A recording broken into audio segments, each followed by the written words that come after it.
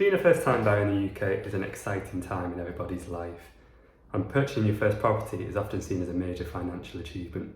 However, it's safe to say that the process can be long, complex, and sometimes overwhelming for the majority of people. A report by the Homeowners Alliance in 2021 showed that 87% of UK adults believe that getting on the property ladder for the first time is difficult, and also showed that 6 out of 10 UK renters believe that owning their own property is a complete pipe dream and unrealistic. I recently bought my first home about 12 months ago, and here are my 5 essential things I think that all first-time buyers should know to alleviate some of the pressures. The first thing I think all first-time buyers need to know is how to work out the correct property price for them.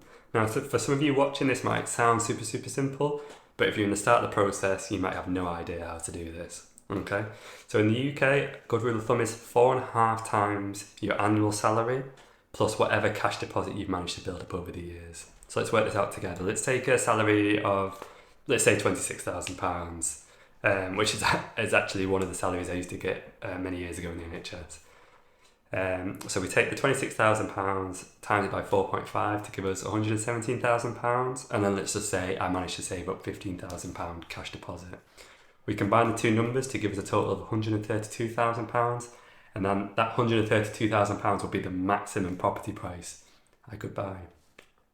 Now, if you're buying with a spouse, your friend, a family member, the way that you work this out is you take your combined salaries, times them by 4.5, and then take your combined deposits and add them all together to give you a higher amount. That number will then be the highest number of the house that you can buy. Just say it's £250,000 is the number. You could buy a £250,000 house. Now, working out your property price, again, it's super simple, and a lot of people already know it, but if you don't, I hope you do now. But if now you know this property price, it can save you a lot of time and heartache in the long run. For example, if you know your maximum property price is £150,000, then there's no point searching in areas in the UK where the average house price is £300,000 and falling in love with all these £300,000 houses, knowing that you can't afford them. So the second thing on my first time buyers essential list is that we need to be aware of the other associated costs involved in buying a home. So as well as the property price you'll pay for the property, you've got these added costs, and I'm going to go through a few examples here. There's obviously more, but these are sort of the main ones in my experience that we need to budget for.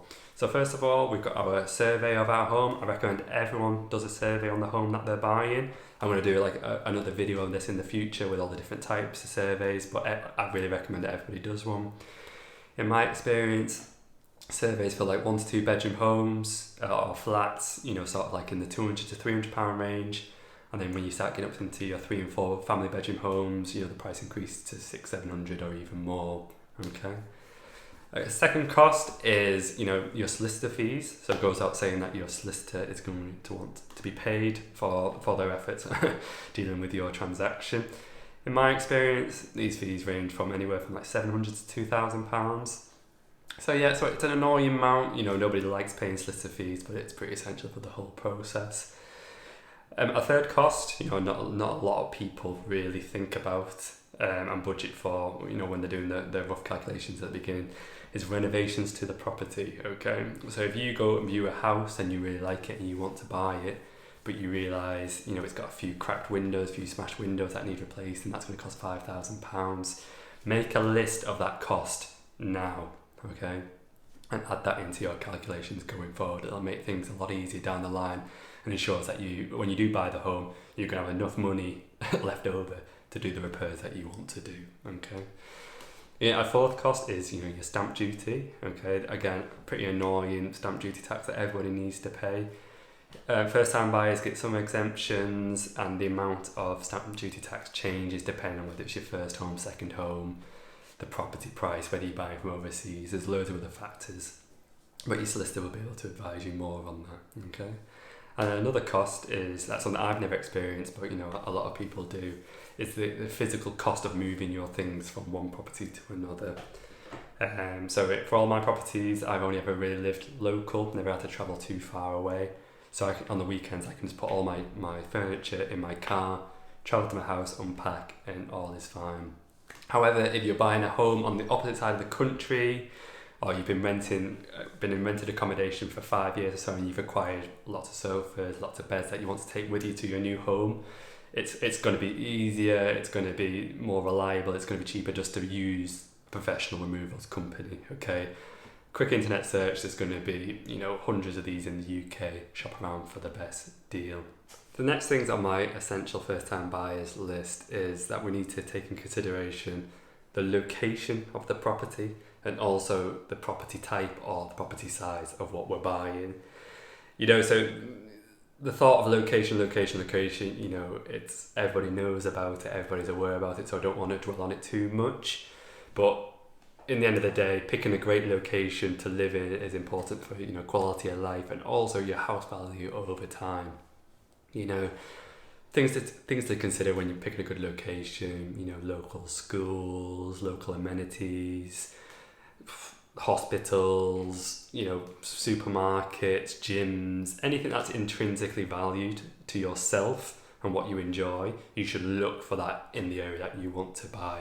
Okay, and another great tip is that don't be afraid of physically going to these areas, okay, and just having a mooch around, having a drive around, and just exploring in both the daytime and the evening time. Okay, so during the daytime, you might get a good feel for the morning traffic or the lunchtime traffic, and the evening time, and when it gets a bit dark in the evening, there's a lot of pubs around, there's a lot of drunken revellers everywhere. In regards to property type and property size, it's really important that you understand your current needs and also your future needs when you're buying your property. For example, if you and your partner are planning to start a family soon or planning to buy a dog, prioritising a property with a garden is probably more important for you.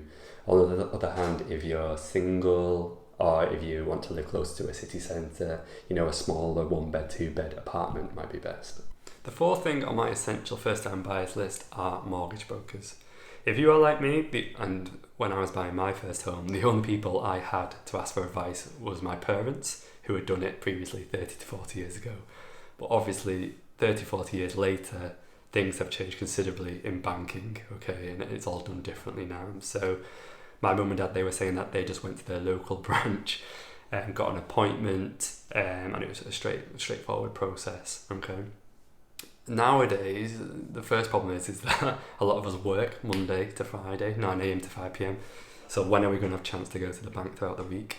And my bank, my local bank on a Saturday, is only open for a couple hours on a Saturday morning, and it's jam-packed full of people, and it just sounds like a massive hassle.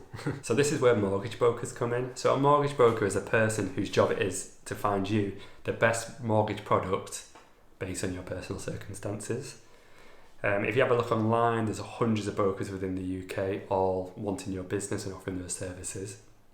So in my experience, I've worked with brokers in the past. I found it a very, very good experience overall. Brokers basically, the majority of brokers get paid via commission from the bank or the mortgage lender. So usually there's no upfront cost for yourself, so it's a free service. Okay.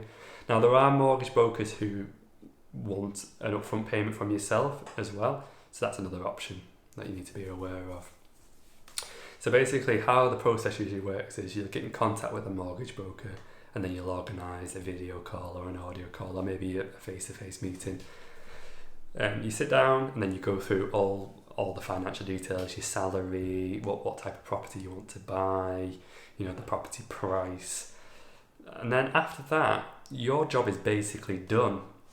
It's then the responsibility of the mortgage broker to take that information, okay, and then they go to the market and find the best product for you. Now, the good thing about mortgage brokers is that they have access to deals from high street banks that aren't accessible for the regular person, okay, so they're solely for mortgage brokers. Another good thing is that they can source you mortgage deals from banks you've never even heard of, okay.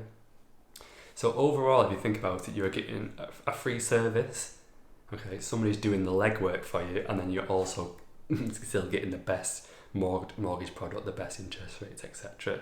The only thing that you really have to do is usually provide the mortgage broker with, some pay slips, some proof of identity, proof of address, but that's only, over email, so it's not that much work to do. And if you think about the benefit you get from using a mortgage broker, all the benefits, 10-20 minutes emailing over those documents, it's well worthwhile. The fifth and final thing on my essentials list, which I think all first-time buyers underappreciate, is the importance of using a good solicitor.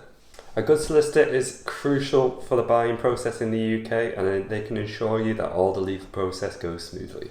In my experience, the prices of solicitors in the UK can vary massively depending on the complexity of your property purchase, ranging anywhere from like 700, 800 to upwards of £2,000.